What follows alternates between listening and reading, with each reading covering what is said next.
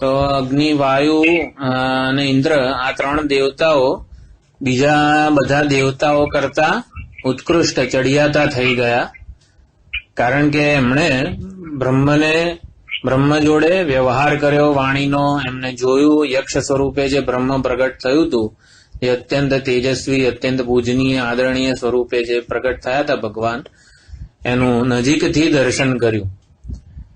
એટલે અને ઇન્દ્રએ તો એ બ્રહ્મનું અનુસંધાન પણ કર્યું, એ યક્ષ રૂપે પ્રગટ થયેલા ભગવાનનું વરણ કર્યું. અને એ યક્ષ જયારે અંતર્ધાન થઈ ગયા ત્યારે ઇન્દ્ર પાછા ફર્યા નહીં, અને એટલે ઉમાદેવી બ્રહ્મ વિદ્યા સ્વરૂપે પ્રગટ થઈને ઇન્દ્રને ઉપદેશ આપ્યો. એટલે ઉપનિષદમાં લખ્યું છે, તસ્માદ્વા એતે દેવાહ અતિતરામ ઇવ. અતિતરામ એટલે કે ઉત્કૃષ્ટ થઈ ગયા આ જે દેવતાઓ છે, અગ્નિ, વાયુ અને ઇન્દ્ર. એટલે અન્યાન દેવાન, અગ્નિ, વાયુ, ઇન્દ્ર, આ ત્રણેય દેવતાઓએ એનદ નેદિષ્ઠમ પસ્પૃશુ. નેદિષ્ઠ એટલે સૌથી નજીક.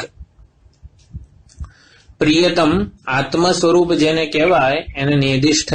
નમો નેદિષ્ઠાય પ્રિયદવ દવિષ્ઠાય ચ નમઃ, જે શિવમહિમ્ન સ્તોત્રમાં પણ આવે છે. નેદિષ્ઠ એટલે સૌથી નજીક. તો મૂળ શબ્દ અંતિક છે, અને અંતિકને ઈયસુન ઇષ્ઠ પ્રત્યય લાગે એટલે અંતિકનો નેદ આદેશ થઈ જાય છે. એ નેદ વત્તા ઇષ્ઠ એટલે નેદિષ્ઠ બને છે. તો નેદિષ્ઠનો અર્થ સૌથી નજીક. આપણું પ્રિયતમ આત્મ સ્વરૂપ એને જ નેદિષ્ઠ કહેવાય છે. તો આ અગ્નિ, વાયુ, ઇન્દ્ર એ ભગવાન, કેવા ભગવાન? આત્મ સ્વરૂપે રહેલા ભગવાનનું, નેદિષ્ઠ બ્રહ્મનું પસ્પૃશુ એટલે સ્પર્શ કર્યો. એટલે કે એમણે પોતાની આંખથી સ્પર્શ કર્યો, એમણે વાણીથી વ્યવહાર કર્યો બ્રહ્મ જોડે, એટલે કે ભગવાન જોડે. એનદ પ્રથમો વિધાનચકાર બ્રહ્મેતિ. એટલે જેમાં ઇન્દ્ર જે છે એને સૌથી પહેલા આ બ્રહ્મ શું છે, આત્મ સ્વરૂપે બ્રહ્મનો સાક્ષાત્કાર કર્યો, આત્મ સ્વરૂપે બ્રહ્મનું જ્ઞાન પ્રાપ્ત કર્યું. તસ્માદ્વા ઇન્દ્ર અતિતરામ ઇવ અન્યાન દેવાન. માટે ઇન્દ્ર સૌથી વધારે ચડિયાતા બની ગયા, કારણ કે સૌ પ્રથમ ઇન્દ્રએ બ્રહ્મનું જ્ઞાન પ્રાપ્ત કર્યું. નિર્દિષ્ટ બ્રહ્મનો સ્પર્શ કર્યો એટલે કે બ્રહ્મનો પ્રાપ્ત કર્યું, બ્રહ્મને જાણ્યું, બ્રહ્મ જ્ઞાન પ્રથમ મેળવ્યું. માટે ઇન્દ્રએ બ્રહ્મને પ્રથમ જાણ્યું અને એનું જ્ઞાન પ્રાપ્ત કર્યું. હવે પછીનો જે છે જે આખો સેક્શન ઉપનિષદમાં એ બ્રહ્મ વિદ્યાની ઉપાસના અને સ્તુતિ માટે છે. તસ્યૈષ આદેશ યત એતદ વ્યદ્યુતત, પછી આ ઇતિ મંત્ર, કેનોપનિષદનો મંત્ર છે. કેમ ચોપડી? ખંડ 4 મંત્ર 4. યક્ષોપાખ્યાન જે છે એ થઈ ગયું. હવે પછી જે છે એનો બ્રહ્મનો ઉપમાથી આદેશ આપવામાં આવે છે, બ્રહ્મની ઉપાસના માટેનું વિધાન કરવામાં આવે છે. કે જેનું જ્ઞાન પ્રાપ્ત કરવું હોય લગભગ એની સાથે તાદાત્મ્ય થવું બહુ જરૂરી છે. મારે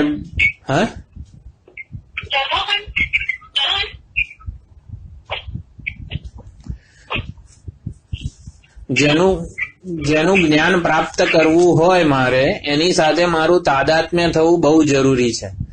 એટલે આ શાસ્ત્રીય પદ્ધતિ છે. આત્માનું બ્રહ્મ સ્વરૂપે જ્ઞાન પ્રાપ્ત કરવું હોય તો બ્રહ્મ જેવું હોય એવું મારે પેલા થઈ જવું પડે. બ્રહ્મ જેવું હોય લગભગ બ્રહ્મ જેવા બની જવું પડે, અને ત્યારે મહાવાક્યથી લક્ષણ વડે ઓળખાણ થાય. બ્રહ્મનો અનુભવ હું કરતો હોઉં તો અને તો જ મહાવાક્યથી બ્રહ્મનું જ્ઞાન થાય. જેનો હું અનુભવ જ ના કરતો હોઉં, મેરુ પર્વત ઉદાહરણ તરીકે લઈએ. હવે મેરુ પર્વત ક્યાં છે, કોને જોયો છે, કોઈ કંઈ ખબર નથી. જેનો હું અનુભવ ના કરતો હોઉં, એનું મને ગમે તેટલું શબ્દોથી ઉપદેશ આપવામાં આવે છતાં પણ મને એનું જ્ઞાન ના થાય. એ મારા માટે કલ્પનાનો વિષય જ છે. તો આવું કંઈ કલ્પનાનો વિષય બ્રહ્મ નથી. તો બ્રહ્મનો અનુભવ કરવો પડે કે બ્રહ્મ જેવું છે, બ્રહ્મ આત્મ સ્વરૂપે જ પ્રકાશી રહ્યું છે. આપણાથી જુદું ક્યાંક છે એવું નથી. મારા સ્વરૂપે, આત્મ સ્વરૂપે જ બ્રહ્મનો સતત અનુભવ થઈ રહ્યો છે. પરંતુ મને બ્રહ્મના અપૂર્ણ એટલે પૂર્ણ સ્વરૂપે પ્રકાશતો નથી, મારા આત્મા સ્વરૂપે નથી પ્રકાશતું, પણ અપૂર્ણ, સુખી, દુઃખી, કરતા, ભોગતા સ્વરૂપે જાણે કે પ્રકાશે છે.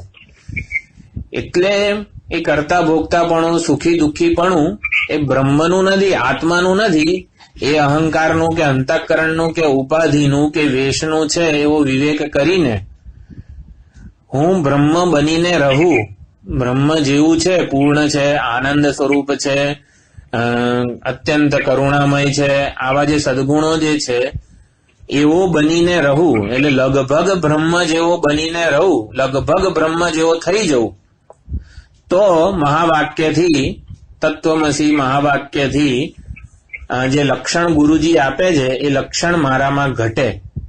મને દુઃખનો અનુભવ થઈ રહ્યો હોય ત્યારે કોઈક મને કહે કે તું આનંદ સ્વરૂપ છે, તો એ ઉપદેશ કામ નથી કરતો. હું આનંદ અનુભવી રહ્યો હોઉં અને કોઈક કહે કે તું પૂર્ણ આનંદ સ્વરૂપ છે, ત્યારે લક્ષણ કામ કરે છે, લક્ષણ ઓળખાણ કરાવે. એટલે બ્રહ્મના પૂર્ણપણાની, અનંતપણાનું, આનંદ સ્વરૂપનો અનુભવ થવો જોઈએ. તો એના માટે જાણે કે હું બ્રહ્મ છું, મારે આનંદ વહેંચવાનો છે, મારે આનંદ બધાને આપવાનો છે, કોન્ટ્રીબ્યુટ કરવાનો છે. આનંદની શોધ કરવાની નથી, આનંદની વહેંચણી કરવાની છે. મારી પાસે જે કંઈ પણ ટાઈમ, ટેલેન્ટ અને ટ્રેઝર, આ 3 ટી કહે છે સ્વામીજી, જે કંઈ પણ સમય છે, જે કંઈ પણ મૂડી છે, જે કંઈ પણ મારી કળા છે, સૂઝ છે, એને હું સમષ્ટિના હિત માટે એને વાપરું, એની વહેંચણી કરું, મારી પાસે જે કંઈ પણ છે એની. એટલે એવી ભાવના સેવું, એવું કરવા જવાની કઈ જરૂર નહીં. એવી ભાવના પણ સેવીએ આપણે નિસ્વાર્થપણાની, ત્યારે આપણે બ્રહ્મ જેવા બનીએ.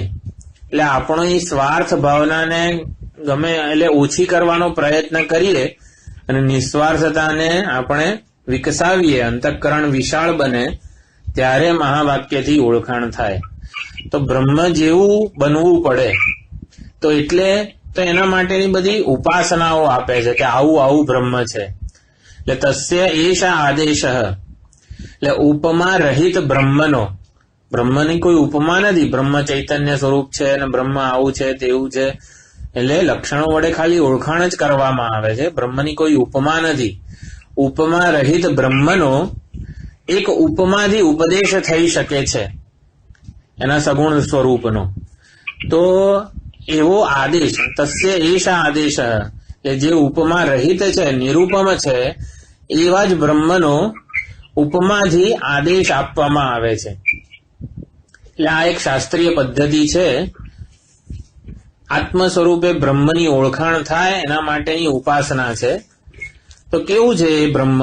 યત એતદ વિદ્યુત વ્યદ્યુતત, એટલે વીજળીના ચમકારા જેવું. જાણે કે બ્રહ્મ વીજળીના ચમકારા જેવું છે, એટલે અત્યંત તેજસ્વી છે, ચૈતન્ય જ્યોતિ સ્વરૂપ છે, એવું એનો અર્થ છે. પછી ન્યમિષત આ ઇતિ અધિદૈવતમ, તો ન્યમિષત એટલે કે આંખના પલકારા જેવું છે, અત્યંત ઝડપી છે. જે ઈશાવાસ્ય ઉપનિષદમાં અનેજ દેકમ મનસો જવીય, મન કરતા અત્યંત વેગવાળો છે, એવું જે ઈશ્વર તત્વનું નિરૂપણ છે, એ જ અહીંયા આંખનું પલકારો કેટલું ઝડપથી થઈ જાય છે. એવી જ રીતે અત્યંત ઝડપથી આ સર્જન, પાલન, લય વગેરે બધું ભગવાન સંકલ્પ માત્રથી કરે છે, સન્નિધિ સ્વરૂપથી કરે છે. એટલે વીજળીના ચમકારા જેવું છે એ બ્રહ્મ. એટલે વીજળીનો ચમકારો થાય અને કેવો પ્રકાશે, એટલે વીજળીના ચમકારાનું હોવું એ જ એનું પ્રકાશવું છે. એ જ એનું પ્રકાશન છે. એવી જ રીતે બ્રહ્મ પણ ચૈતન્ય જ્યોતિ સ્વરૂપ છે. એટલે બ્રહ્મ છે તો એની હાજરીમાં સર્વ કંઈ હું જાણું છું. એટલે હોવું એ જ પ્રકાશવું છે. આ બ્રહ્મ આવું વીજળીના ચમકારા જેવું છે. એટલે કે બ્રહ્મ ચૈતન્ય જ્યોતિ સ્વરૂપ છે. તો બ્રહ્મ આંખના પલકારા જેવું છે. એટલે અત્યંત ઝડપી છે. સર્જન પાલન લય વગેરે અત્યંત ઝડપથી થાય છે. કરવામાં કઈ વાર નથી લાગતી ભગવાનને. જેમ આપણે સ્વપ્ન જગતનું સર્જન કરીએ સંકલ્પ માત્રથી, એવી જ રીતે તો આમાં વચ્ચે જે બે વખત આ 3 નું ચિહ્ન છે, આ એમ વેદ્યુતત, પછી આ, પછી ન્યમિષત, આ જે તગડો લખેલો છે એ પ્લુતિ કહેવાય. તો પ્લુતિ એનો ઉપમા છે. એટલે કે જાણે કે વીજળીના ચમકારા જેવું છે, જાણે કે આંખના પલકારા જેવું છે. એટલે આશ્ચર્ય કે બ્રહ્મને ભૌતિક ઉપમા આપવામાં આવે છે. એટલે આ બધી ઉપાસના છે, આમાં કઈ બહુ ઝાઝુ તર્ક હોતો નથી. એટલે આ શેના માટે લખેલું છે તો કે એ આશ્ચર્ય છે, એને ઉપમા આપવામાં આવે છે બ્રહ્મને, કે જે નિરૂપાધિક નિરૂપમ બ્રહ્મ છે એની જાણે કે આવી અધિદૈવ અભિવ્યક્તિ એનો નિર્દેશ કરવામાં આવે છે. તો વીજળી કોઈ પણ રીતે વ્યવહાર્ય નથી, એ અભિવ્યક્તિનું માધ્યમની અપેક્ષા રાખે છે. તો જે ટ્યુબલાઇટ છે એમાં વીજળી અભિવ્યક્ત થાય છે, બલ્બ છે એમાં વીજળી અભિવ્યક્ત થાય છે.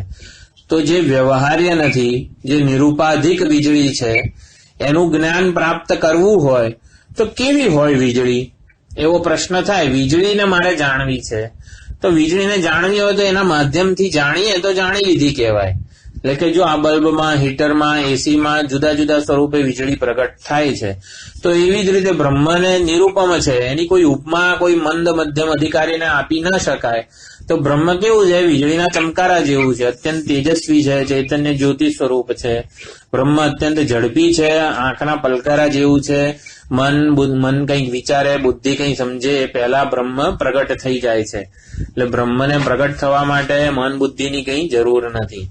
એટલે વીજળીનો ચમકારો એ ચૈતન્ય એટલે કે જ્ઞાન શક્તિ રૂપી પાસું છે બ્રહ્મનું, અને આંખનો પલકારો એ ક્રિયા શક્તિ રૂપી પાસું છે બ્રહ્મનું. એટલે જે જ્ઞાન શક્તિ રૂપે પ્રગટ થાય છે, જે ક્રિયા શક્તિ રૂપે પ્રગટ થાય છે, એ બ્રહ્મની અધિદૈવ અભિવ્યક્તિ છે. તો આ અધિદૈવ ઉપાસના થઈ બ્રહ્મની. આમાં કઈ બહુ ઝાઝુ સમજવા જેવું નથી. પછી અધ્યાત્મ ઉપાસના પાછળના મંત્રમાં આવે છે. એટલે આધ્યાત્મિક ઉપાસના અથવા અધ્યાત્મમ, હવે આધ્યાત્મિક ઉપાસના છે. યત એતદ ગચ્છતિ ઇવ ચ મનઃ, મન જાણે કે બ્રહ્મની સમીપ જવાનો પ્રયત્ન કરે છે, મન વિશે સમજવાનો પ્રયત્ન કરે છે, વિચારવાનો પ્રયત્ન કરે છે. જાણે કે મન બ્રહ્મની સમીપ જાય છે, બ્રહ્મનું સમીપથી સ્મરણ કરે છે, બ્રહ્મનો જ વારંવાર સંકલ્પ કરે છે. એટલે મન હકીકતમાં બ્રહ્મની ઉપાધિ છે. જેમ કીધું કે મન દ્વારા બ્રહ્મનું ચૈતન્ય જ અભિવ્યક્ત થાય છે. દરેકે દરેક મનોવૃત્તિઓ જે છે એ બ્રહ્મને અભિવ્યક્ત કરવા માટેનું માધ્યમ છે. આપણે પ્રતિબોધ વિદિતમમાં જોયું, બોધમ બોધમ પ્રતિવિદિતમ. પ્રત્યેક બુદ્ધિ વૃત્તિઓ દ્વારા જે લક્ષિત થાય છે, જેમ કે મન બ્રહ્મની ઉપાધિ છે, એટલે કે મન દ્વારા બ્રહ્મ જ અભિવ્યક્ત થાય છે. મનોવૃત્તિઓ રૂપે ઘડો જણાય છે એવું નથી, મનોવૃત્તિઓ રૂપે ચૈતન્ય જણાય છે. જેમ કે આ સ્થૂળ પ્રકાશમાં ઘડો, ટેબલ, મોબાઈલ વગેરે જણાય છે એવું કહીએ, પણ થોડોક વિચાર કરીએ તો એવું કહી શકાય કે મોબાઈલ આકારનો પ્રકાશ જણાય છે, ઘટ આકારનો પ્રકાશ જણાય છે. તો એવી જ રીતે આ મનોવૃત્તિથી કઈ જગત જણાય છે એવું નથી, મનોવૃત્તિથી એ આકારનું ચૈતન્ય જ જણાય છે. એટલે મન બ્રહ્મની ઉપાધિ છે. મનમાં સંકલ્પ, વિકલ્પ, સ્મૃતિ, બધી જે 16 વૃત્તિઓ છે મનની, 16 કળાઓ, શ્રદ્ધા, અશ્રદ્ધા, લજ્જા, હરિહી, ધીહી, ભીહી, ભય પણ મનોવૃત્તિ જ છે. આ બધી 16 વૃત્તિઓ બૃહદારણ્યકમાં પણ છે, પ્રશ્નોપનિષદમાં પણ જે 16 કળાઓ છે. એટલે આ મનમાં જે સંકલ્પ, વિકલ્પ, સ્મૃતિ, હરિ, ધી, ભી, આ જે બધી વૃત્તિઓ છે એના દ્વારા બ્રહ્મ જ અભિવ્યક્ત થઈ રહ્યું છે. એટલે મનની વૃત્તિઓ વડે બ્રહ્મ અભિવ્યક્ત થાય તો જાણે કે મન એવું કહી શકાય કે મન બ્રહ્મનું વિષયીકરણ કરે છે. જે પ્રગટ થાય છે એ બ્રહ્મ જ છે મનોવૃત્તિઓ દ્વારા. એટલે મન વડે પ્રત્યયની મદદથી, મનોવૃત્તિઓની મદદથી બ્રહ્મનું ધ્યાન થઈ શકે છે. તો આ બ્રહ્મનું આધ્યાત્મિક સ્વરૂપ છે, આધ્યાત્મિક ઉપાસના છે. એટલે ઉપાસનામાં એવી ભાવના કરવામાં આવે છે કે આ બ્રહ્મ છે. તો મારી મનોવૃત્તિઓ મને જે જે જણાય છે એ બ્રહ્મ જ છે એવી ઉપાસના કરવામાં આવે છે. અને એના એતત ઉપસ્મરતી એટલે મન જેનું સ્મરણ કરે છે, બ્રહ્મ વડે જ મન સ્મરણ કરે છે અથવા મન બ્રહ્મનું સ્મરણ કરે છે. અભિક્ષણ સંકલ્પ, વારંવાર, અભિક્ષણ એટલે વારંવાર, વારંવાર સંકલ્પ વિકલ્પ બધું કરે છે. તો આ અધ્યાત્મ ઉપાસના છે. મનોવૃત્તિઓ જેનું ચિંતન કરે છે એ બ્રહ્મ જ છે. પછીનો મંત્ર છે તદ્વનમ નામ. હવે બ્રહ્મનું એક નામ આપવામાં આવેલું છે, તદ્વન. વન શબ્દ જે છે એ બ્રહ્મ માટે છે. એટલે એટલે બ્રહ્મ જ તદ્વનમ નામ. તદ્વન રૂપે બ્રહ્મની જ ઉપાસના છે. આ વન એટલે વનનીય, ભજનીય, અત્યંત પ્રિય, સંભજનીય. તદ્વનમ નામ, એના દ્વારા બ્રહ્મની જ ઉપાસના કરવી જોઈએ. બ્રહ્મ જ સૌને પ્રિય છે એ જ સમજવાનું છે. સંભજનીયમ તદ્વનમ નામ, એવું ભાષ્યકાર લખે છે. એટલે તદ્વન નામે બ્રહ્મની ઉપાસના કરવી જોઈએ. અથવા તો બ્રહ્મ જ બધા જીવોનો પ્રત્યેગાત્મા છે. એટલે જીવો બ્રહ્મને જ ચાહે છે. આત્મનસ્તુ કામાય સર્વમ પ્રિયમ ભવતી. એ રીતે બધા જીવો સૌથી વધુ વહાલ, સૌથી વધુ પ્રેમ કોને કરે છે? પોતાના પ્રત્યેગાત્માને, આત્માને જ ચાહે છે. એટલે કે અને આ પ્રત્યેગાત્મા રૂપે બ્રહ્મ જ છે. એટલે કે બધા જીવો જાણે કે અજાણે બ્રહ્મને જ પ્રેમ કરી રહ્યા છે, વહાલ કરી રહ્યા છે. એટલે જીવો માટે બ્રહ્મ જ સંભજનીય કે વર્ણનીય કે વનનીય છે. એટલે તદ્વન નામ એ બ્રહ્મનું ગુણવાચક નામ છે. જેમ કે કોઈનું નામ હોય, આ ગુણવાચક નામ એટલે નામ પ્રમાણે ગુણો ધરાવે એને ગુણવાચક નામ કહેવાય. તો બ્રહ્મનું જ ગુણવાચક નામ, કોઈ શેઠનું નામ બહુ ધન, કોઈ ઉદાહરણ ધનસુખ હોય કોઈ ભાઈનું નામ, અને ધન વડે સુખી હોય એટલે જાણે કે આવું ગુણવાચક નામ. એટલે બ્રહ્મનું જ ગુણવાચક નામ તદ્વન છે. બધા જીવો બ્રહ્મને જ સંભજનીય ચાહી રહ્યા છે. તદ્વનમ ઇતિ ઉપાસિતવ્યમ, એ બ્રહ્મનો તદ્વન નામે જ એની ઉપાસના કરવી જોઈએ, કરી રહ્યા પણ છે. સય એતદેવમ વેદ અભી એનમ સર્વાણી ભૂતાની સંવાંચંતી. સર્વભૂતો, સર્વ જીવો બ્રહ્મને જ, તદ્વન રૂપે રહેલા બ્રહ્મને, વનનીય ભજનીય બ્રહ્મને જ સંવાંચંતી, એની જ ઈચ્છા કરી રહ્યા છે, એના માટે જ પ્રેમ ધરાવે છે. એટલે આ બધું ઉપાસનાનું વિધાન છે. આમાં કઈ બહુ ખાસ જાજુ સમજવાનું નથી. પછી શિષ્ય ગુરુજીને કહે છે, ઉપનિષદમ ભો બ્રૂહી.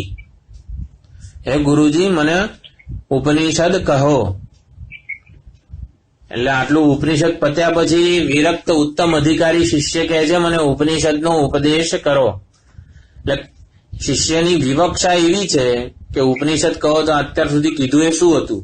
તો શિષ્યની વિવક્ષા એવી છે કે હજી કંઈ જાણવાનું બાકી છે ખરું?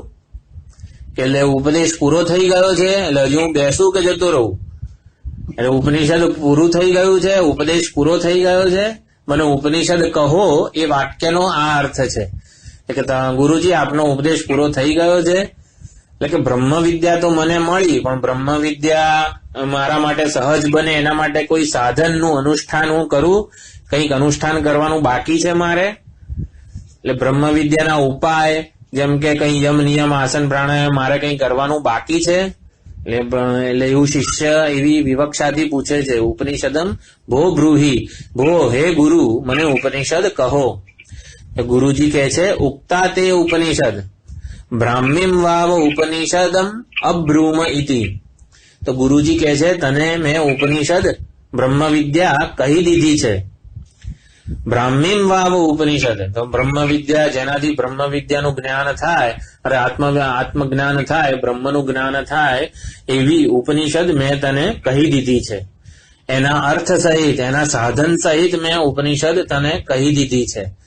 ફળ સહિતની બ્રહ્મ વિદ્યા તને મેં પૂરેપૂરી ઉપદેશી છે. એ ઉપનિષદ એટલે બ્રહ્મ વિદ્યાને સહાયક કંઈક શેષ, અંતઃકરણ શુદ્ધિ વગેરે કોઈ પણ ઉપાયો, એવી ફળ સહિત, સાધન સહિતની બ્રહ્મ વિદ્યાને મેં તને પૂરેપૂરી કહી દીધી છે. એટલે ગુરુ એવું કહેવા માંગે છે કે બ્રહ્મ વિદ્યા સ્વતંત્ર છે ફળ આપવામાં. એટલે બ્રહ્મ જ્ઞાન પ્રાપ્ત થાય આપણને, પછી મોક્ષ પ્રાપ્ત કરવા માટે બ્રહ્મ વિદ્યાનું, બ્રહ્મ જ્ઞાનનું ફળ શું છે? મોક્ષ એટલે મુક્તિ. મુક્તિ એટલે અનાત્માને માં જે આત્મબુદ્ધિ થઈ રહી છે એ ના થવી.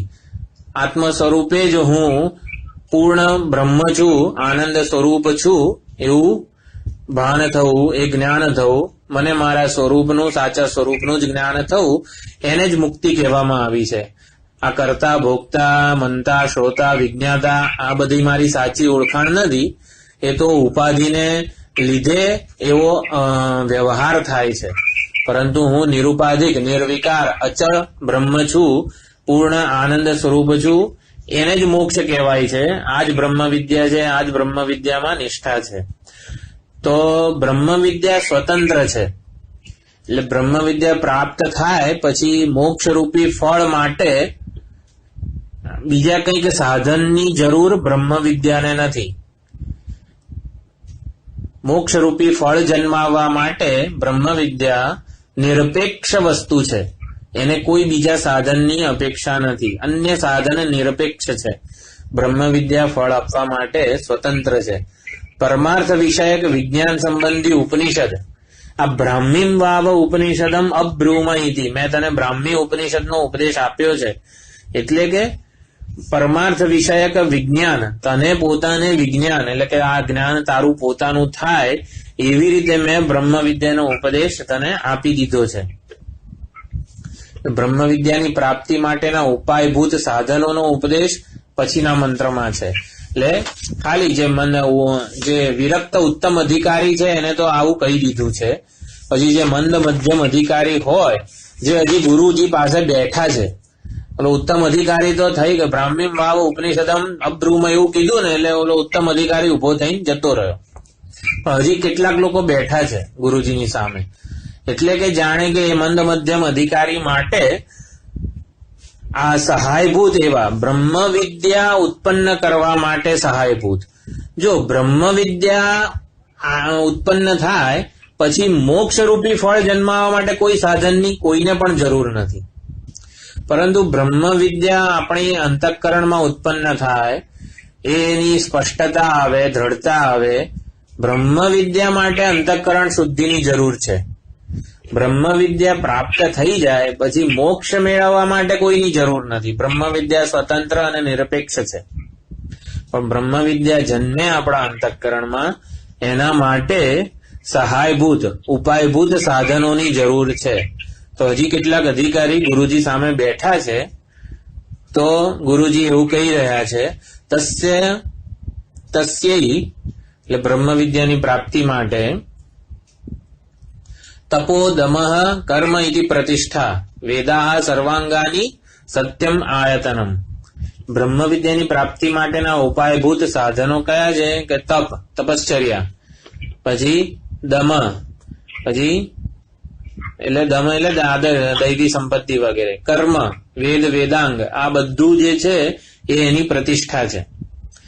એટલે આ બધું હોય તો બ્રહ્મ વિદ્યા જન્મે. તપશ્ચર્યા હોય, આપણે કર્મ, વૈદિક કર્મો ને બધું જે છે એ કરીએ, બધા વેદ વેદાંગમાં જે કંઈ છે સાધનો એનું અનુષ્ઠાન કરીએ, તો એ બધા અંગો છે, પ્રતિષ્ઠા છે. એના આધારે બ્રહ્મ વિદ્યા ઉભેલી છે. અને સત્ય એનું નિવાસ સ્થાન છે. સત્યમ આયતનમ એટલે કે સત્ય બોલવું, સત્ય ભાષણ કરવું એ બ્રહ્મ વિદ્યાનું નિવાસ સ્થાન છે. એટલે બ્રહ્મ વિદ્યા ક્યાં રહે? તો જે હૃદયમાં સત્ય હોય એ હૃદયમાં બ્રહ્મ રહે, અરે બ્રહ્મ વિદ્યા જન્મે.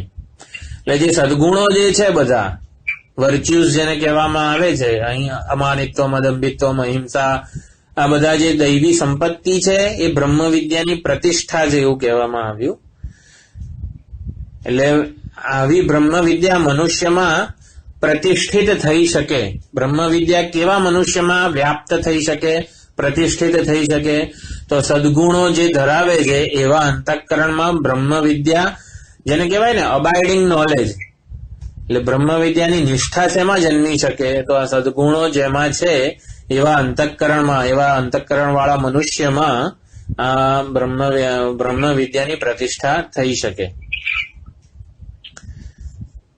અને સત્ય જેનું નિવાસ સ્થાન છે, સત્ય ભાષણ જે કરે છે અધિકારી, એને આ બ્રહ્મ વિદ્યા પ્રાપ્ત થાય છે.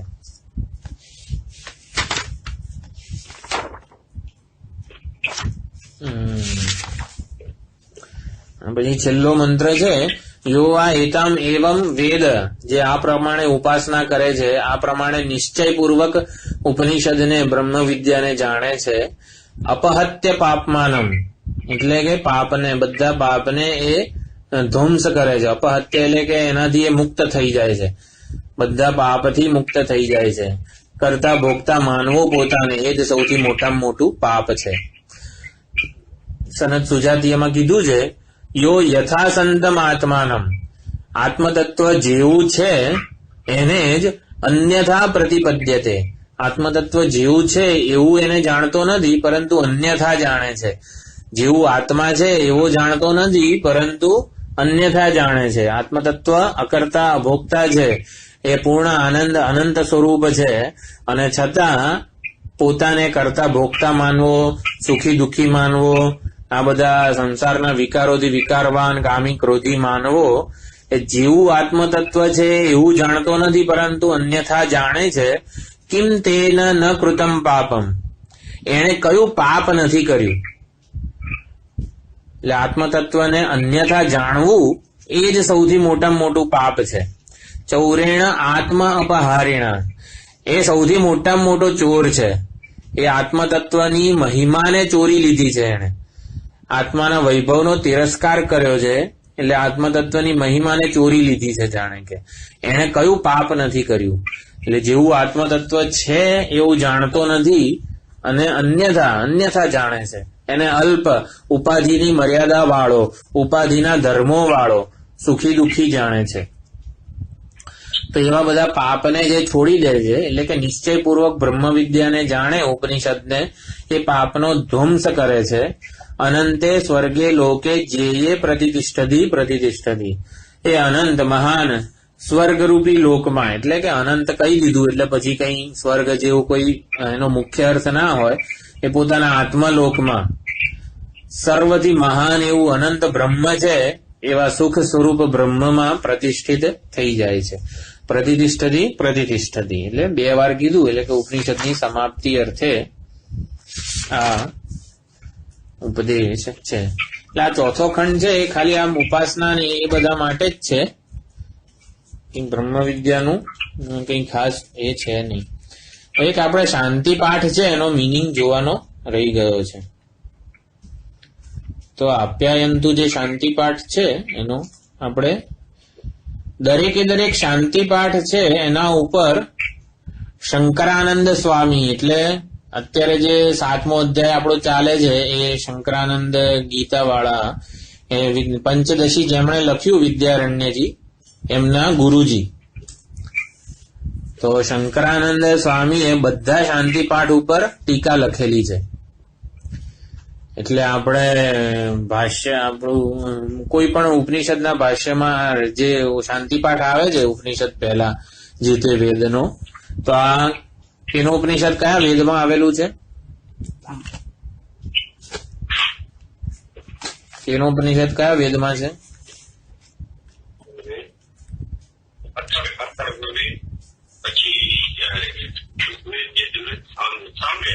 સામવેદમાં આવેલું છે.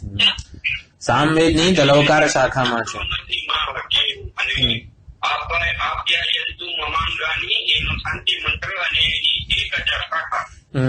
સામવેદ સહસ્ત્ર શાખી સામવેદ. રાવણ સામવેદી બ્રાહ્મણ હતો, અને એની બે જ શાખાઓ અત્યારે ઉપલબ્ધ છે, એટલે તલવકાર અને રાણાયણ એની કૌતુંબી શાખા ઉપલબ્ધ છે. હા, બનવી છે મારે, હાલો મને કે કોણ બનાવશે? હું કૌતુંબી, હું સામ પુષ્કરના બ્રાહ્મણ છું. વાહ. અમારું પરાશર ગોત્ર છે અને કૌતુંબી શાખા છે, એટલે મારે કૌતુંબી શાખા બનવી છે. હું શોધ કરું છું. હવે ત્યાં ગયું ઉત્તરમાં તો કે તમે સાઉથમાં જાઓ, આ કૌતુંબી શાખા સાઉથમાં ચાલે છે. કૈલાસાશ્રમમાં ના પડે કે સાઉથમાં જાઓ તમે. હવે સાઉથ વાળા તો આપણા સ્વામીજીએ, પૂજ્ય સ્વામીજીએ કૌથુમી અને રાણાયણી આ બે જે શાખાઓ લુપ્ત થવાના આરે હતી એ બંનેને પુનર્જીવિત કરેલી છે. એટલે ત્યાં સાઉથમાં પૂજ્ય સ્વામીજીના બધા સેન્ટર જે છે દયાનંદજી મહારાજના, એમાં આ બધું ભણાવવામાં આવે છે. આ બંને શાખાઓ, એનું વેદ પઠન ને બધું થાય છે, બ્રહ્મચારીઓ ભણે છે. ના ના, ગુજરાતમાં કશું નહીં. આ બધું ભણવું, દાળ ભાત શાક રોટલી ખાવા વાળાનું કામ જ નથી. એવું છે.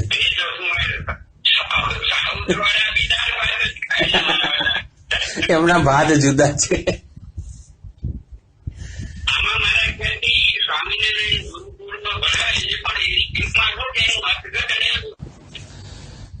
એટલે ઉપનિષદ નો શાંતિ મંત્ર છે, ઓમ આપ્યાયંતુ મમાંગાની, મમ અંગાની આપ્યાયંતુ. એટલે મમ એટલે મુમુક્ષોહો, મુજ મુમુક્ષુની, અંગાની આ બધા જે કરણ ચરણ એટલે કર્મેન્દ્રિયો અને જ્ઞાનેન્દ્રિયો, આ બધું જે છે એ આપ્યાયંતુ એટલે વૃદ્ધિમ પ્રાપ્નુવંતુ. આપ્યાયંતુ નો અર્થ છે વૃદ્ધિને પ્રાપ્ત થાવ. મારા કર્મેન્દ્રિયો જ્ઞાનેન્દ્રિયો આ બધું વૃદ્ધિને પ્રાપ્ત થાવ. તો કેવી વૃદ્ધિ અહીંયા અપેક્ષિત છે? એટલે આખું જે સૂક્ષ્મ શરીર છે, કર્મેન્દ્રિય, પ્રાણ, જ્ઞાનેન્દ્રિયો, મન, બધું બ્રહ્મ ધ્યાન અનુકૂલતયા વૃદ્ધિમ પ્રાપ્નુવંતુ. એટલે કે બ્રહ્મનું ધ્યાન કરી શકે, ઈશ્વર ચિંતન કરી શકે, આત્મચિંતન કરી શકે, આત્મચિંતનને અનુકૂળ બને એવું મારું આ કાર્યકરણ સંઘાત થાય, એવી વૃદ્ધિને પ્રાપ્ત થાવ. એટલે ઉત્તરોત્તર આ કાર્યકરણ સંઘાત આત્મચિંતન માટે અનુકૂળ બનતો રહે. એટલે બ્રહ્મ ધ્યાન અનુકૂલતયા વૃદ્ધિમ પ્રાપ્નુવંતુ. પછી છે આપ્યાયંતુ મમાંગાની વાક પ્રાણશ્ચક્ષુ શ્રોત્રમધો બલમ ઇન્દ્રિયાણી ચ સર્વાણી. એટલે આ બધી ઇન્દ્રિયોનું ઉપલક્ષણ કીધું. વાક, પ્રાણ, ચક્ષુ, શ્રોત્ર, બલમ એટલે પ્રાણ, આ બધું સર્વાણી ઇન્દ્રિયાણી આપ્યાયંતુ. આ બધો કાર્યકરણ સંઘાત જે છે એ બ્રહ્મનું ધ્યાન, આત્મચિંતન, બ્રહ્મચિંતન કરવા માટે અનુકૂળ બને. પછી સર્વમ બ્રહ્મ ઉપનિષદમ, આ જે કંઈ પણ છે એ ઔપનિષદ બ્રહ્મ છે. એટલે કે ઉપનિષદ પ્રતિપાદિત બ્રહ્મ છે. ઉપનિષદોમાં, વેદાંતમાં જેનું પ્રતિપાદન કરવામાં આવેલું છે, જેનો ઉપદેશ આપવામાં આવેલો છે એ બ્રહ્મ જ છે. સર્વમ એટલે નિખિલમ, જે કંઈ પણ છે તે ઔપનિષદમ બ્રહ્મ, ઉપનિષદ એક વેદ્યમ, માત્ર અને માત્ર ઉપનિષદથી જ જણાય. ન અન્ય પ્રમાણ ગોચરમ, બીજા કોઈ પ્રમાણ પોતાના તર્કથી, યુક્તિથી, બુદ્ધિથી, અનુમાન કે અર્થાબદ્ધિ, ઉપલબ્ધિ આ બધા પ્રમાણથી ન જણાય. માત્ર અને માત્ર શબ્દ પ્રમાણથી, આગમ પ્રમાણથી જ જણાય. એવું જે છે એ ઉપનિષદ બ્રહ્મ જ આ બધું કંઈ છે. બ્રહ્મ એવ સર્વમ, એટલે સર્વમ ખલ્વિદમ બ્રહ્મ સર્વોપાદાનત્વેન સર્વાત્મકત્વેન ચ. આપણે બ્રહ્મનો બે રીતે ઉપદેશ આપવામાં આવેલો છે આમાં કેનોપનિષદમાં. કઈ કઈ રીતે? આપણે કેનોપનિષદ થી અપૂર્વમાં, એટલે અત્યંત આપણે જાણતા જ નહોતા, એને અપૂર્વ કહેવાય. પહેલા કોઈ દિવસ આપણે આવું જાણ્યું નહોતું. તો કેનોપનિષદની અપૂર્વ વાત કઈ કહેવાય? જો એક તો આગમ વાક્ય કહેવાય, કે જે બીજા કોઈ ઉપનિષદમાં આવી રીતે સ્પષ્ટ રીતે નથી. તો કેનોપનિષદની અપૂર્વતા કઈ છે? પ્રત્યેગાત્માનું બ્રહ્મત્વ આ કેનોપનિષદ આપણને કહે છે. એટલે કે આ કાર્યકરણ સંઘાત જે છે એનું સારભૂત સત્ય તત્વ શું છે? પ્રત્યેગાત્મા છે. પ્રત્યેગાત્મ ચૈતન્ય છે એ જ કાર્યકરણ સંઘાત અને એની ઉપાધિ રૂપે, એના વ્યવહાર રૂપે પ્રગટ થઈ રહ્યો છે. અને જે નામ રૂપાત્મક જગત જે છે એનું સારભૂત સત્ય મૂળભૂત તત્વ શું છે? નામરૂપનું સત્ય તત્વ શું છે? નામરૂપ શેના આધારે ભાષી? હા, કૂટસ્થ ચૈતન્ય હું છું. પ્રત્યેગાત્માને કૂટસ્થ કીધો છે, બ્રહ્મને કૂટસ્થ નથી કીધું. કૂટસ્થ શબ્દ પ્રત્યેગાત્મા માટે છે. હા, મેં કીધું કે આ કાર્ય અસ્થિભાતિ નામ રૂપાત્મક જગતનું સત્ય મૂળભૂત સારભૂત તત્વ શું છે? તો અસ્થિભાતિ પ્રિય છે. અસ્થિભાતિ પ્રિય એ બ્રહ્મનું સ્વરૂપ છે. એટલે નામ રૂપાત્મક એટલે બ્રહ્મ ઉપર આપણે નામરૂપનો અધ્યારોપ કરીએ છીએ અને પ્રત્યેગાત્મા ઉપર અનાત્મા એવી ઉપાધિનો અધ્યારોપ કરીએ છીએ. હવે પ્રત્યેગાત્માને ઉપાધિ અને એના ઉપાધિના ધર્મોથી જુદો વિલક્ષણ જાણવામાં આવે તો એ કૂટસ્થ નિત્ય થયો, ચૈતન્ય માત્ર સ્વરૂપ થયો પ્રત્યેગાત્મા. અને નામ રૂપાત્મક જગત જે છે એ અસ્થિભાતિ પ્રિય ઉપરનો અધ્યારોપ માત્ર છે. એટલે કે આપણે જગતમાં અસ્થિભાતિ પ્રિયને શોધવાનો પ્રયત્ન કરીએ તો જગતમાં નહીં મળે, એ આપણને આપણા સ્વરૂપે જ મળશે. એટલે પ્રત્યેગાત્મા બ્રહ્મ છે. હું ઘડામાં અસ્થિભાતિ પ્રિયને શોધવાનો પ્રયત્ન કરું.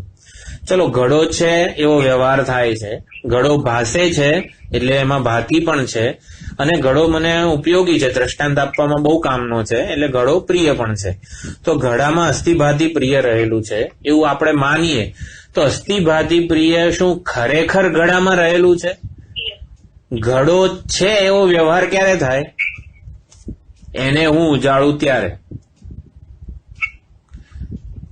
એટલે અસ્થિભાતિ પ્રિય આ બધું ઘડાનો પોતાનો ગુણધર્મ નથી, ગુણધર્મ કે ઘડાનું પોતાનામાં રહેલું નથી. એ મારા જ અસ્થિભાતિ પ્રિય ઘડામાં જણાઈ રહ્યા છે.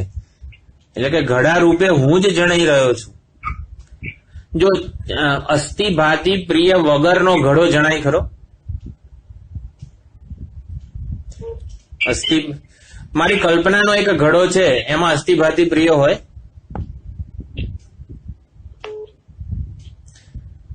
અત્યારે બહાર જગતમાં હું મારા હાથમાં એક ઘડો હોય તો એમાં અસ્થિભાતિ પ્રિય આપણને જણાય.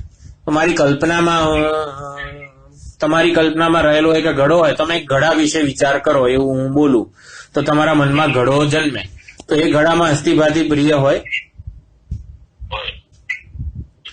જો કલ્પનાનું પણ અધિષ્ઠાન હોવું જોઈએ, નિરઅધિષ્ઠાન કલ્પના ના થઈ શકે. એટલે મનમાં પણ જે ઘડાની કલ્પના થાય છે એ ચૈતન્યના આધારે જ થાય છે. એટલે કે બ્રહ્મ જે છે નામરૂપનું અધિષ્ઠાન છે અને હું આ કાર્યકરણ સંઘ. સ્વપ્નમાં ઘડો જણાય તો એ ઘડા રૂપે હકીકતમાં કોણ? સ્વપ્ન દ્રષ્ટા જ જણાય છે ને. બરોબર, ખ્યાલ આવે છે ને? એ બ્રહ્મનો ઉપદેશ ઔપનિષદમ બ્રહ્મ એવું કીધું છે. તો ઉપનિષદ એટલે ઉપનિષદમાં બ્રહ્મનો કેવો ઉપદેશ આપવામાં આવે છે? તો આપણે શું જાણ્યું? પ્રત્યેગાત્માના બ્રહ્મત્વનો ઉપદેશ પ્રાપ્ત કર્યો આપણે. એટલે બ્રહ્મ એવ સર્વમ સર્વ ઉપાદાનત્વેન સર્વાત્મકત્વેન, આ બે રીતે બ્રહ્મનો ઉપદેશ કઈ રીતે આપવામાં આવેલો છે ઉપનિષદમાં? બ્રહ્મ જ સર્વનું ઉપાદાન છે, સર્વ નામ રૂપાત્મક જગતનું બ્રહ્મ જ ઉપાદાન છે.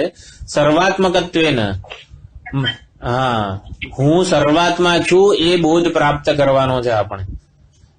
આ જે કાર્યકરણ સંઘાતનું અધિષ્ઠાન ચૈતન્ય છે એ જ નામ રૂપાત્મક જગતનું અધિષ્ઠાન ચૈતન્ય છે.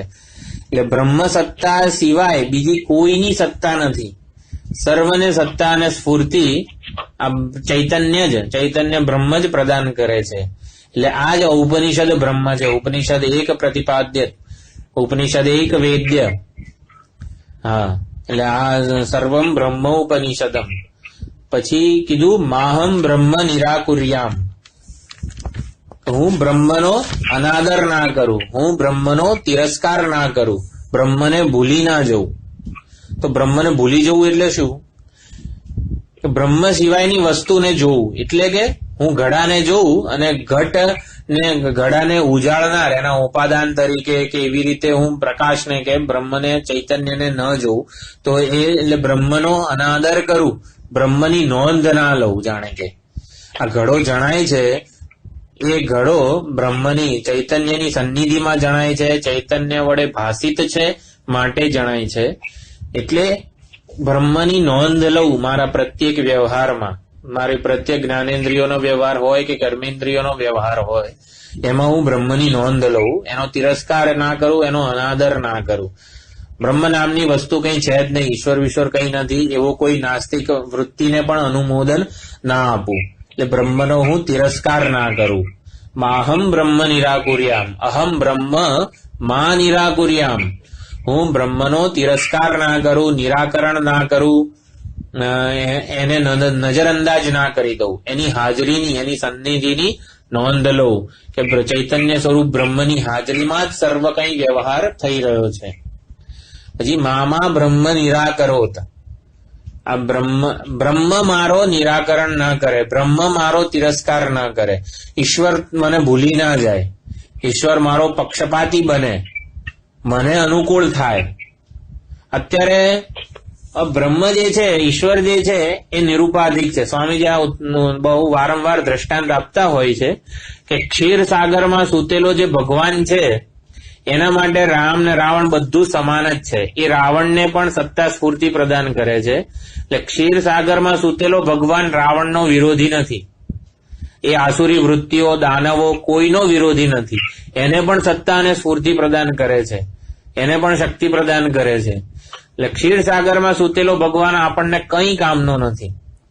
એટલે બ્રહ્મ ચૈતન્ય સ્વરૂપ અનંત આનંદ પૂર્ણ એ જે હોય એ મારે શું લેવા દેવા.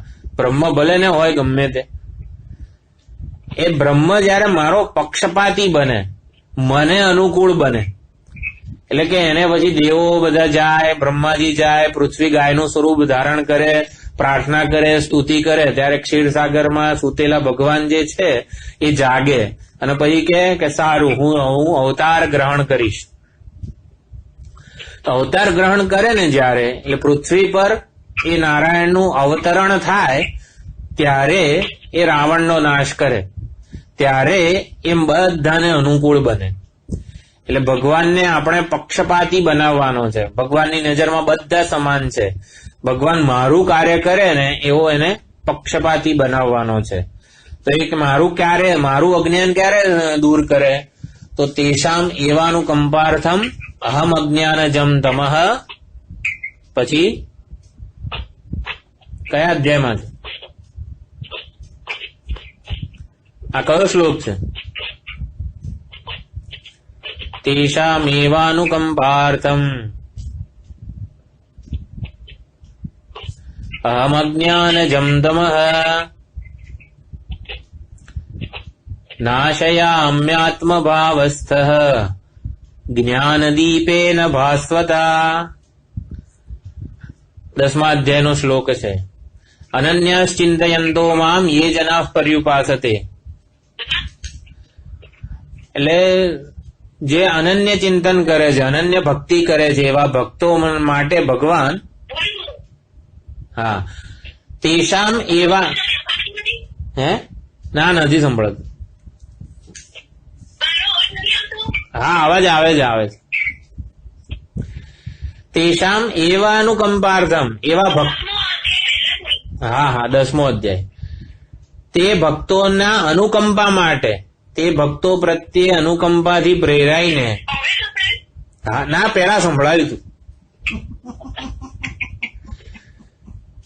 તેષામ એવાનુકંપાર્થમ, એ લોકો ભક્તોની ઉપર અનુકંપાથી પ્રેરાઈને, અનુકંપા માટે કઈ રીતે ભગવાન પ્રગટ થાય છે આપણા હૃદયમાં? નાશયામી આત્મભાવસ્થ જ્ઞાનદીપેન ભાસ્વતા. સંભળાય છે ને? મારો અવાજ તો સંભળાય છે ને?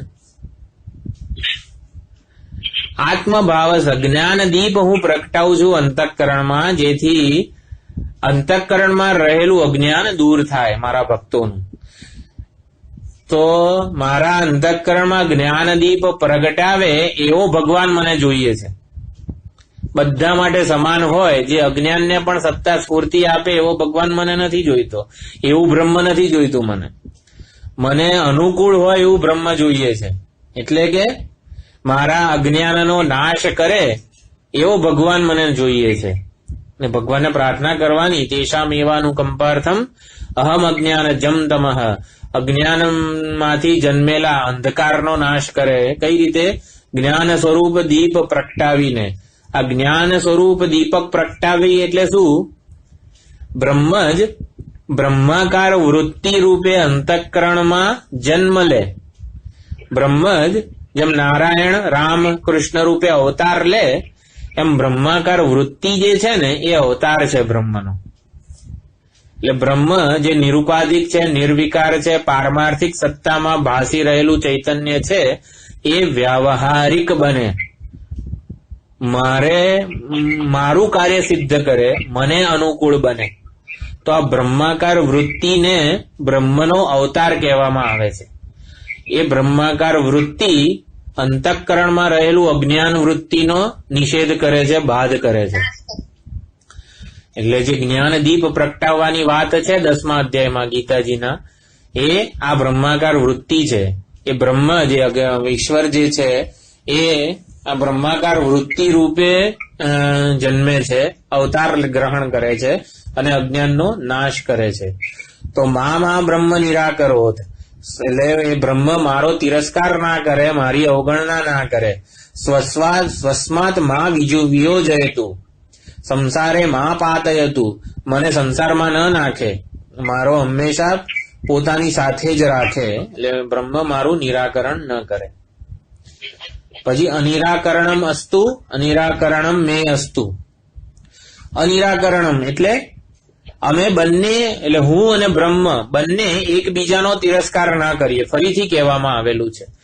એટલે કે બીજી વાર જે આ કીધું અનિરાકરણમ, એ જાણે કે પ્રીતિ જન્માવવા માટે હું અને ઈશ્વર બંને એકબીજાને પ્રેમ કરીએ, અમારા બંને વચ્ચે હંમેશા પ્રીતિ રહે, અમે બે એકબીજા જોડે બાજીએ નહીં, ઝઘડો ના કરીએ. એટલે ભગવાન કેમ આવું કર્યું ને આવું બધું ના કરીએ. એટલે ભગવાન મારા હિતેચ્છુ છે, કરુણા સાગર છે, એ બધું અનિરાકરણમ અસ્તુ, અમારા બંને વચ્ચે હંમેશા પ્રીતિ રહે, અમે બંને એકબીજાને અનુકૂળ રહીએ. હું બ્રહ્મને અનુકૂળ રહું એટલે બ્રહ્મ જેવું હોય એવો વ્યવહાર કરું, સદગુણો વાળો વ્યવહાર કરું, અહિંસા, સત્ય, ક્ષમા, કરુણા, આ બધા વ્યવહાર કરું. અને બ્રહ્મ મને પ્રેમ કરે એટલે બ્રહ્મ જ બ્રહ્માકાર વૃત્તિ રૂપે અવતાર ધારણ કરે મારી અંતઃકરણમાં, મારા અંતઃકરણમાં.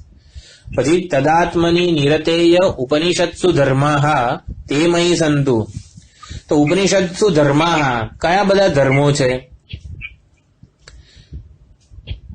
શ્રવણ, મનન, શમ, દમ વગેરે આ જે બધા બ્રહ્મ વિદ્યાના સાધનો છે એને ઉપનિષદ ધર્મો કીધા છે. શ્રવણ, મનન, નિધિધ્યાસન, કે જેનો ઉપનિષદ કે વેદાંતમાં ઉપદેશ આપવામાં આવેલો છે. ઉપનિષત્સુ પ્રકાશિતાઃ ધર્માઃ આત્માવારે દ્રષ્ટવ્ય, શ્રોતવ્ય, મંતવ્ય, નિધિધ્યાસિતવ્ય. આ દર્શન, શ્રવણ, મનન, નિધિધ્યાસન આ બધા ઉપનિષદ ધર્મો કહેવામાં આવેલા છે. એટલે મુખ્ય ધર્મો શ્રવણ, મનન, નિધિધ્યાસન. અને શ્રવણ, મનન, નિધિધ્યાસન કરી શકીએ આપણે, એના માટે આપણે જે કર્મયોગ કે સદાચાર, શમ, દમ વગેરે જે સાધન ચતુષ્ટય સંપત્તિ જે છે હોવી જોઈએ. સાધન ચતુષ્ટય સંપત્તિ હશે તો આપણે શ્રવણ, મનન, નિધિધ્યાસન કરી શકીશું. એટલે આ બંને સાધન ચતુષ્ટય સંપત્તિ અને શ્રવણ, મનન, નિધિધ્યાસન, અંતરંગ અને બહિરંગ બંને જે ધર્મો છે એ આપણામાં હોવા જોઈએ. એટલે તદાત્મની નિરતે એટલે શું? નિત્યાંત રત, નિત્યાંત અત્યંત પ્રેમ ધરાવનારા. એ મયી એટલે કે મારું વિશેષણ છે, સપ્તમી, સતી સપ્તમી વિભક્તિ છે, વિષય સપ્તમી. તદાત્મની એ બ્રહ્મ જ જે મારું સ્વરૂપ છે, જે પ્રત્યેગાત્મા સ્વરૂપે જે બ્રહ્મ છે, પ્રત્યેગાત્મા સ્વરૂપે રહેલા બ્રહ્મને જે હું નિત્ય નિરંતર પ્રેમ કરી રહેલો છું. મારો બિનશરતી પ્રેમનો વિષય બ્રહ્મ જ છે. હું મારા આત્માને જ કોઈ પ્રકારની કન્ડિશન વગર, શરત વગર પ્રેમ કરી રહ્યો છું. હું જેવો છું એવો મને પ્રિય છું. એટલે બિનશરતી સ્વીકાર હું મારો જ કરું છું. તો એવા નિરંતરમ પ્રેમ કુર્વતી મયી, એવા બ્રહ્મને જે હું નિત્ય નિરંતર પ્રેમ કરી રહેલો છું એવો હું કેવો છું? આત્મ સ્વરૂપ પરિજ્ઞાનોત્સુકે, એટલે કે મારું આત્મ સ્વરૂપ, મને બ્રહ્મ જ્ઞાન પ્રાપ્ત થાય, આત્મજ્ઞાન પ્રાપ્ત થાય, એ જ મારી ઉત્સુકતા છે. એવો આ મયીના બધા વિશેષણો શંકરાનંદી લખે છે કે કેવો મયી, કે જે બ્રહ્મને અત્યંત પ્રેમ કરે છે, બ્રહ્મને જ માત્ર પ્રેમ કરે છે અને બ્રહ્મ વિદ્યા માટે જે અત્યંત ઉત્સુક છે એવો એવા મારામાં ઉપનિષદમાં પ્રકાશિત જે ધર્મો છે, એટલે કે શ્રવણ, સાધન, ચતુષ્ટય, સંપત્તિ અને શ્રવણ, મનન, નિધિધ્યાસન, આ ધર્મો મારામાં હો, તે મયી સંતુ, તે ધર્માહા, તે ઉપનિષત્સુ ધર્માહા, ઉપનિષદોમાં જેનું પ્રતિપાદન કરવામાં આવેલું છે એ ધર્મો, સાધન, ચતુષ્ટય, સંપત્તિ પ્રાપ્ત થાઓ મને, શ્રવણ, મનન, નિધિધ્યાસન કરી શકું એવું સામર્થ્ય મને પ્રાપ્ત થાઓ. તે મયી સંતુ 2 વાર જે લખ્યું છે એ આદર માટે છે. વારંવાર મને આ પ્રાપ્ત થાવ, એ જે સાધનોનું પુષ્કળ પ્રમાણમાં મને પ્રાપ્ત થાવ. પુષ્કળતા એટલે અત્યંત વધારે, પૂરેપૂરી માત્રામાં આ બધા સાધનો મને પ્રાપ્ત થાવ. મને થોડોક વૈરાગ્ય જન્મે, થોડોક વિવેક જન્મે, થોડોક શમદમ વગેરે આવે એવું નહીં. આ બધા સાધનો પૂર્ણ માત્રામાં મારી અંદર પ્રગટ થાય. આ વિવેક, વૈરાગ્ય, શમદમ, સાધન, ચતુષ્ટય, સંપત્તિ એ મારે ક્યાંય બહારથી લેવાના નથી. એ મારું સ્વરૂપ જ છે. એ મારા સ્વરૂપે જ એનો આવિર્ભાવ થાય એવી પ્રાર્થના છે. એ ઉપનિષદના ધર્મો તમે મારામાં અવતરો, તમે મારામાં પ્રગટ થાઓ. તે મયી સંતુ એટલે કે તે મારામાં જ રહે, એટલે મારામાંથી પ્રગટ થાય. અને ઓમ શાંતિ શાંતિ શાંતિ, જે આધ્યાત્મિક, આધિભૌતિક, આધિદૈવિક જે 3 તાપ છે એની નિવૃત્તિ માટે છે. તો બ્રહ્મ જ્ઞાન જે આ કેનોપનિષદ આ રીતે આપણે થોડું ક્લેરિટી કે શું કહેવા માંગે છે, દરેક મંત્રોની નાની નાની સાચી સમજ જે છે એ પ્રાપ્ત કરવાનો પ્રયત્ન કર્યો છે. આમાં મેઇન પ્રતિબોધ વિદિતમ મતમ, પ્રત્યેક બોધના મનોવૃત્તિઓ રૂપે બ્રહ્મ જણાઈ રહ્યું છે, બ્રહ્મનો સાક્ષાત્કાર થઈ જ રહ્યો છે, એ પણ એક અગત્યનો મંત્ર છે. પછી યસ્યા મતમ તસ્ય મતમ ને બધું અવિજ્ઞાતમ વિજાનતામ, વિજ્ઞાતમ અવિજાનતામ.